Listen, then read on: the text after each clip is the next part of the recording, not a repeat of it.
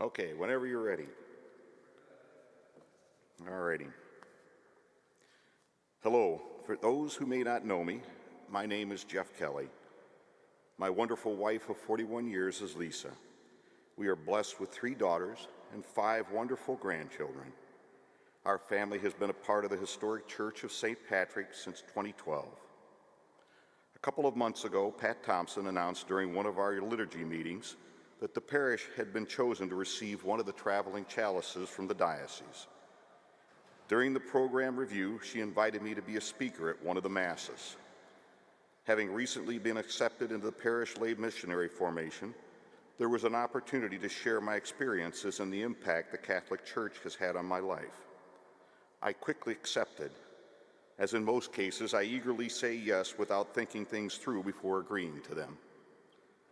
As I drove home after Mass that day, my initial excitement gave way to apprehension and anxiety. I started asking myself, what exactly had I agreed to do? I haven't lived a consecrated life, nor do I have any experience to speak with any authority on the Catholic vocations. Other than the references you see on yard signs and on bulletin boards, reminding us all to pray for those individuals in vocations, I'm not even really sure what a vocation is. I'm thinking there has to be others who would be much more qualified to speak on behalf of the vocations. Also, being in the company of Sister Valerie, Deacon Paul, and the headliner, Monsignor Vasco, the bar has been set quite high. Lisa assured me that I would do just fine.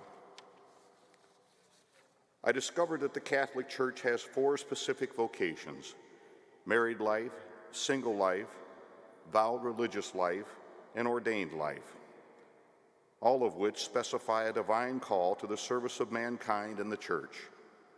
Each of them utilizes the unique gifts that God has provided every one of us for the betterment of mankind. As a vocation is not only limited to priests and the religious, but also it extends to all baptized Catholics. Each person is invited by God to discover and then live out their own unique vocation. My story begins like this. I grew up Protestant.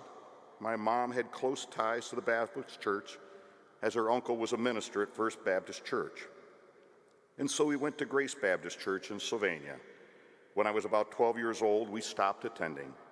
My dad was not very supportive, and honestly, my brothers and I were all too eager to avoid anything involving going to church. In high school, I was introduced to the Catholic Church, however, mostly through romantic intentions that I had for the young ladies going to Notre Dame High School. I never really pursued my form of religion seriously and could take it or leave it. When Lisa and I started dating, her family attended Mass regularly, and once she and I were engaged, I promised her that I would be married in the Catholic Church and we would raise our family Catholic. After we were married, Lisa would ask me from time to time if I wanted to become Catholic, and I would always reply with, "Not now, I will let you know when the time is right." Our daughters attended CCD at St. Clement, and all 3 were confirmed there. As a family, we typically went to Mass on the big days, Mother's Day, Christmas, Easter, and occasionally dropping in on a Sunday here and there, but we never really made it part of our regular routine. When our youngest daughter, Paige, was around 14, she began attending St. Patrick's from time to time. Rosalie would often brought Paige and her granddaughter, Amanda, here for Mass, and they would help with items around the church afterwards.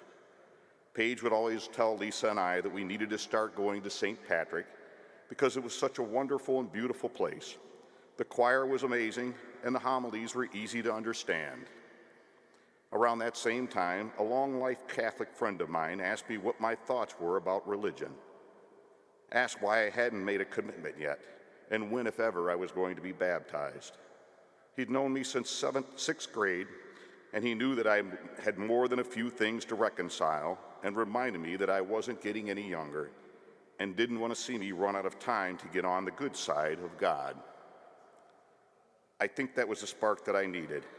So in 2010, Lisa and I took Paige's advice and started to attend St. Patrick. As a family, we enjoyed attending Mass here regularly, but there was always something missing for me. Lisa and the girls would go up and receive communion, and I would stay behind in the pew. I could only stand and watch all those who were participating, but I couldn't help but notice that their commitment and the sense of the peace that they displayed after receiving the Eucharist. I think my time had come. I began talking it over with Lisa, and with her sponsorship and the teachings and inspiration provided by Deacon Tom and the RCIA program, I was confirmed in 2012, becoming official member of St. Patrick's. We then began to get more involved at Mass, taking up gifts as a family, filling in as an usher, volunteering as greeters, handing out missals, and so on. I think it was around 2016 it was announced that a Bible study program was going to be offered on Wednesday nights after Mass. At that time, Lisa and I were attending Mass every Sunday. I told Lisa we needed to attend, that we needed to discover more ways to deepen our faith, that I needed to learn more about the Trinity and the Catholic teachings. I told her we needed to understand why we were showing up at Mass every Sunday morning, dedicating ourselves to God, that we needed to learn how to put our faith and what we were doing into our daily practices so that we could share those with our family and with others.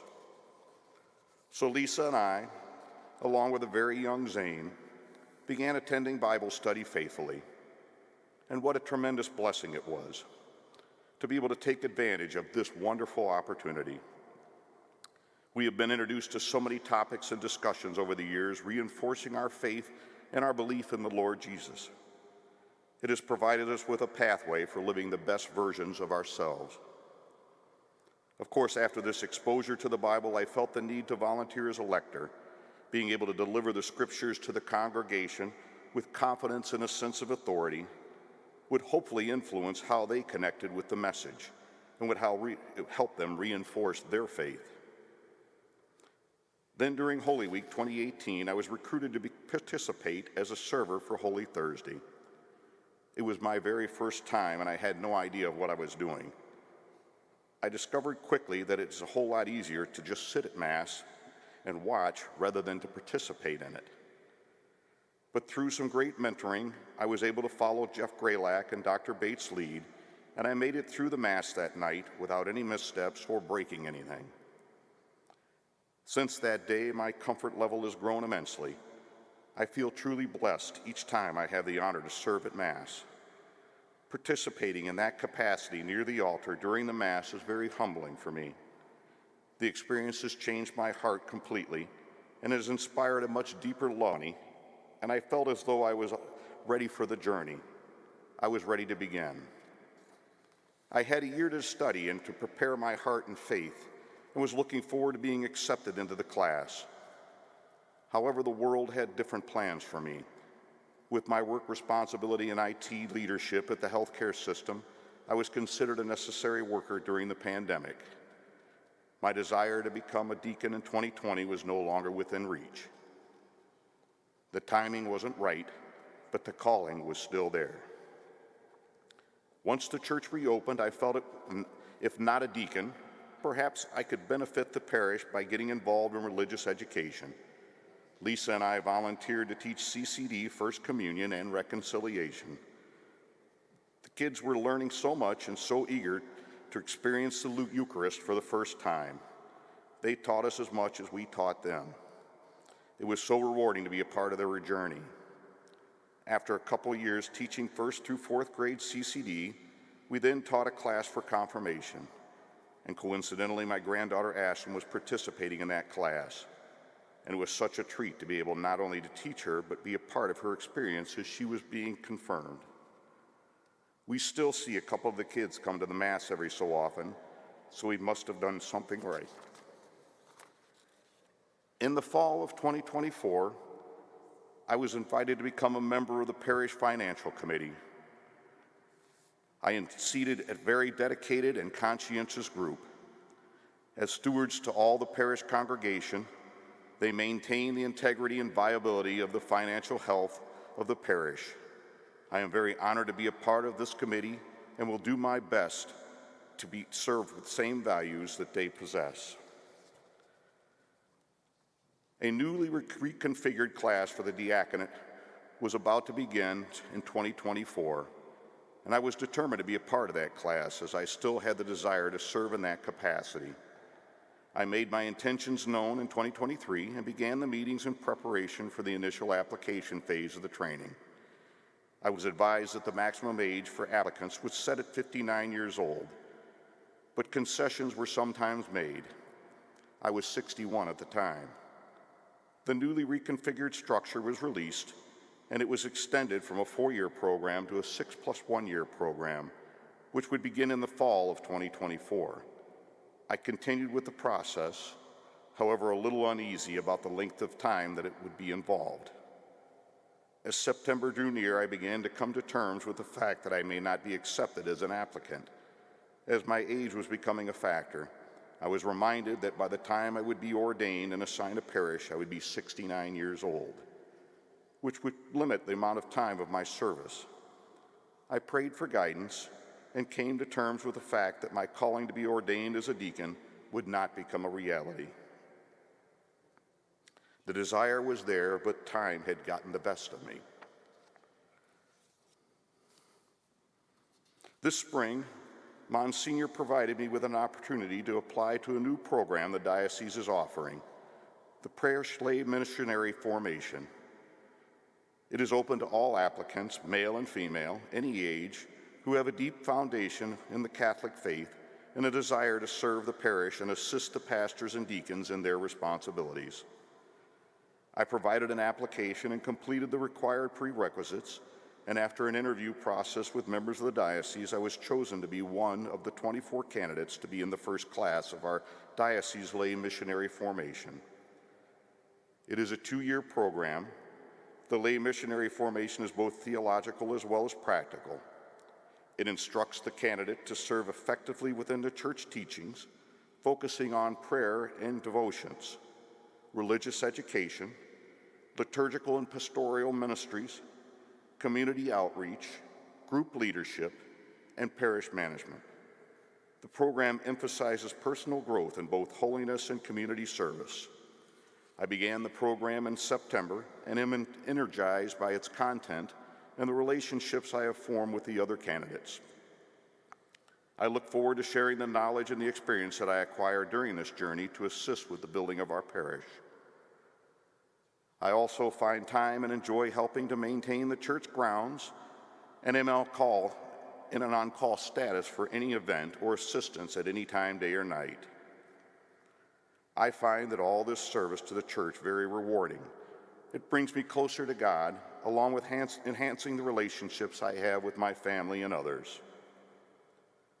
A quote that I find quite fitting for those considering the vocations, and I think it was St. Mother Teresa who said it, that God doesn't care if we fail or if we're successful as we find ways to evangelize. He only cares that we tried. My final thought is I would implore to every parishioner to examine their own conscience and ask themselves, how am I responding to my invitation from God to fulfill my unique vocation? Consider what you can offer before time slips away from you.